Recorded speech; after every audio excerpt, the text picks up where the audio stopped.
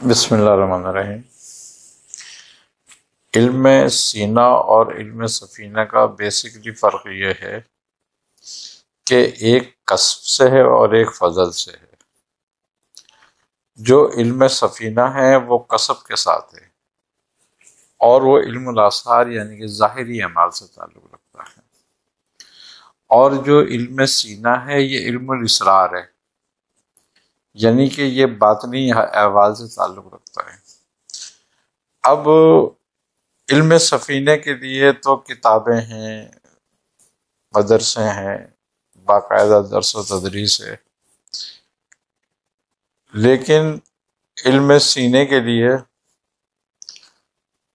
جو ہے وہ اہل اللہ سے رجوع کرنا ہے، کیونکہ علم سینا اہل اللہ کے پاس ہوتا ہے، کیوں کہ وہ نیابت رسول اور وارث نبوت ہوتے ہیں، وارث علم نبوت ہیں وہ لوگ۔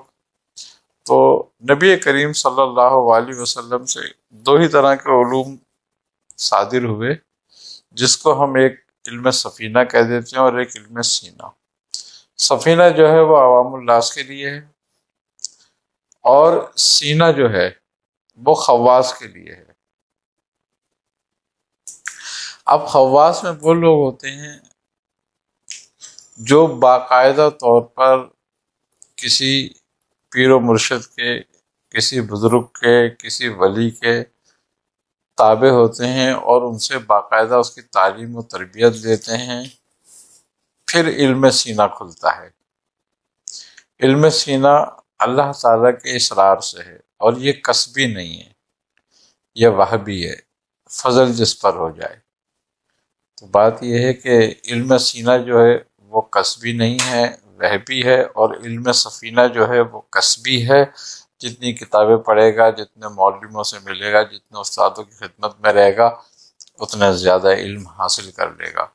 تو یہ علم جو ہے اپنی محنت اور طاقت سے حاصل کیا جا سکتا ہے، اپنی صلاحیتوں سے حاصل کیا جاتا ہے، لیکن علم سینہ جو ہے یہ پیر و مرشد یا بزرگ یا ولی کی نظر عنایت سے عطا ہوتا ہے، کہ جب وہ کسی پہ نظر کریں، اب وہ نظر کرنے کے لیے بھی مسئلہ یہ ہوتا ہے کہ پہلے کشف کرایا جاتا ہے اس کو، اور اس کو برتن کو اس قابل کیا جاتا ہے کہ اس میں اگر کچھ ڈالا جائے تو وہ ثابت رہے اور برقرار رہے، تو اس لیے اس کی پوری تربیت کی جاتی ہے۔ اب ایک واقعہ حضرت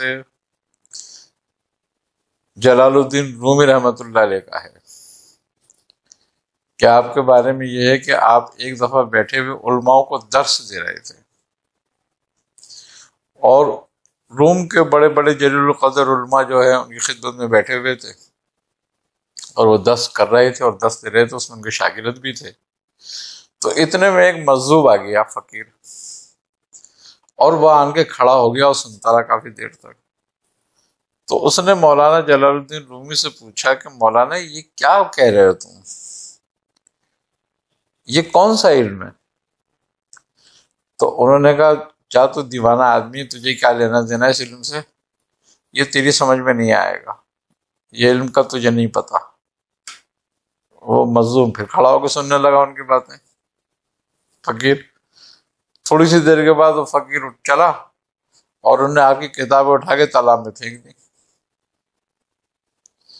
سب چلانے لگے یہ کیا کیا، لوگ مارنے کو کھڑے ہو گئے۔ آپ نے مولانا جلال الدین رومی نے اس سے پوچھا بھائی تم نے یہ کیا کیا؟ اس نے کہا کیا ہو گیا؟ انہوں نے کہا تم نے تو سارے بیڑا غرق کر دیا، یہ تو ساری کتابیں غضایا ہو گئیں۔ انہوں نے کہا اچھا۔ وہ ہم نے پانی میں ہاتھ ڈالا، ایک ایک کتاب نکال کے باہر رکھی، تو ایک کتاب کا ایک صفحہ ایک ذرہ برابر گیلا نہیں تھا، کہیں قطرہ نہیں تھا۔ تو مولانا جلال الدین رومی یہ دیکھ کر حیرت زدہ رہ گئے اور پوچھنے لگے کہ بابا یہ کیا ہے، یہ کون سا علم ہے؟ انہوں نے کہا یہ تو نہیں جانتا۔ آپ کے بارے میں ہے کہ آپ فرماتے ہیں کہ اسی وقت سے آپ نے درس و تدریس ترک کر دیا اور ان کی خدمت میں رہنے لگے، ان کی خدمت کے پیچھے لگ گئے، ان کی خدمت میں۔ پھر مولانا روم فرماتے ہیں کہ مولوی ہرگز نشد مولائے روم تا غلامی شمش تبریزی نہ شود، کہ اگر مولانا روم تبریزی کی غلامی اختیار نہ کرتا تو کبھی بھی اسرار الہی اس میں نہیں کھول سکتے تھے، وہ مولا روم نہیں ہو سکتا تھا۔ تو اب کسبی علم تو مولانا کے پاس بہت تھا، اس وقت کے علماء کو درس دیا کرتے تھے وہ۔ تو بات یہ ہے کہ کسبی اور وہبی میں فرق جو ہے وہ فضل کا ہے۔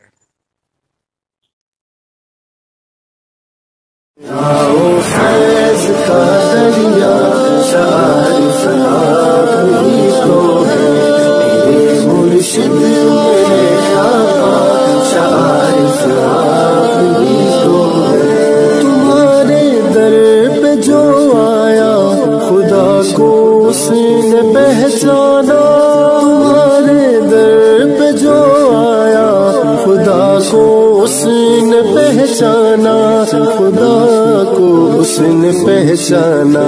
ہدایت کا صحیح رستہ شعارف آپ ہی تو ہے، فیض کا دریا شعارف آپ ہی تو ہے، مرشد